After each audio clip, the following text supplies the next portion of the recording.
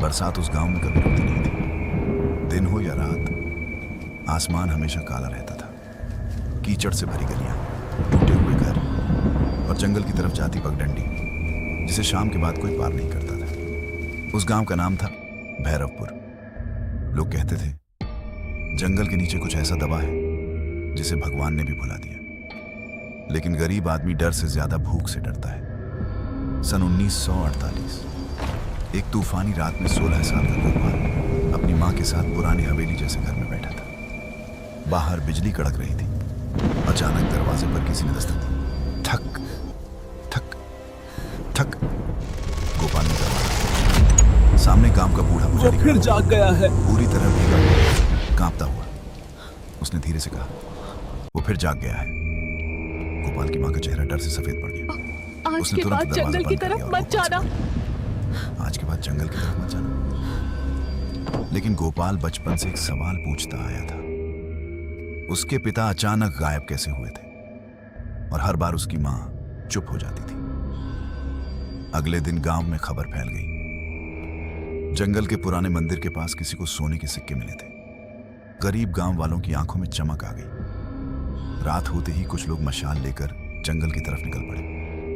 गोपाल भी चुपके से उनके पीछे चला गया। जंगल अजीब तरह से शांत था। सिर्फ बारिश की आवाज और पेड़ों के बीच लटकती घंटियों की धीमी झंकार। थोड़ी दूर चलने के बाद सबको एक टूटा हुआ मंदिर दिखाई दिया। मंदिर की दीवारों पर अजीब निशान बने थे, जैसे किसी ने नाखूनों से पत्थर को नोचा हो। बीच में एक पुराना कुआं था और उस कुएं के अंदर कुछ हिल रहा था। एक आदमी ने मशाल नीचे फेंकी। नीचे हजारों सोने के सिक्के चमक रहे थे। सबकी सांसें रुक गईं। इतना सोना। एक आदमी फुसफुसाया। वो जैसे ही कुएं में उतरने लगा, अचानक अंधेरे से एक लंबा काला हाथ बाहर निकला। उस हाथ की उंगलियां इंसानों जैसी थीं, लेकिन बहुत ज्यादा लंबी। उसने आदमी का चेहरा पकड़ा और उसे अंदर खींच लिया। उसकी चीख पूरे जंगल में गूंज उठी। सब लोग डर कर भाग गए, लेकिन गोपाल वहीं खड़ा रह गया, क्योंकि उसने पहली बार उस चीज को देखा था। वो इंसान नहीं था। उसका शरीर जले हुए मांस जैसा था। हड्डियां बाहर निकली हुई थीं। चेहरे पर आंखें नहीं थीं, सिर्फ एक बड़ा सा मुंह जो पेट तक खुला हुआ था। उसके गले में सोने के सिक्कों की माला लटक रही थी और वो धीरे से बोला, जो मेरा सोना लेगा मैं उसकी आत्मा खा जाऊंगा। अगली सुबह गांव बदल चुका था। जो लोग जंगल गए थे उनमें से कुछ लौट कर ही नहीं आए, और जो आए वो सामान्य नहीं थे। कोई रात भर दीवार चाटता रहता, कोई बारिश में खड़े होकर हंसता रहता, कोई अपने ही हाथों को काटने लगता। लेकिन सबसे अजीब बात, उन सब के घरों में सोना मिलने लगा। गांव धीरे धीरे अमीर हो रहा था, और उतना ही शापित भी। एक रात गोपाल की मां रोते हुए बोली, तेरे पिता भी उसी सोने के पीछे गए थे, वो लौट कर आए ही नहीं। वो चीज इंसान नहीं है। लेकिन अब गोपाल बदल चुका था। उसके मन में सिर्फ एक ही बात थी, अगर थोड़ा और सोना मिल जाए। उस रात वो अकेला जंगल पहुंच गया। बारिश पहले से भी तेज थी। मंदिर के अंदर पहुंचते ही उसने देखा कुएं के पास गीले पैरों के निशान बने हुए थे, जैसे कोई अभी अभी बाहर आया हो। तभी नीचे से आवाज आई, गोपाल। गोपाल का दिल जोर से धड़कने लगा। यह आवाज उसके पिता की थी। डरते हुए वो रस्सी पकड़कर कुएं में उतरने लगा। नीचे पहुंचते ही उसके होश उड़ गए। वहां एक पूरी अंधेरी दुनिया थी। दीवारों पर इंसानों के चेहरे चिपके हुए थे। कुछ रो रहे थे, कुछ धीरे धीरे कराह रहे थे, और बीच में वो राक्षस बैठा था। उसका नाम था वेत्र। उसके सामने गोपाल के पिता घुटनों पर बैठे थे। उनकी आंखें खाली थी, जैसे उनकी आत्मा खत्म हो चुकी हो। गोपाल चिल्लाया, बाबा!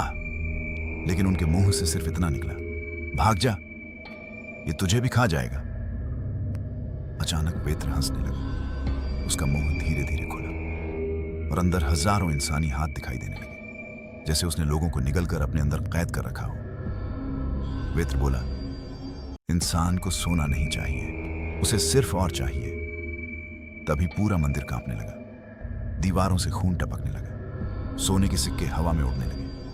गोपाल समझ गया, वो सोना नहीं था, वो लालच का जाल था। जो भी उसे छूता वेत्र उसकी आत्मा का हिस्सा खा जाता।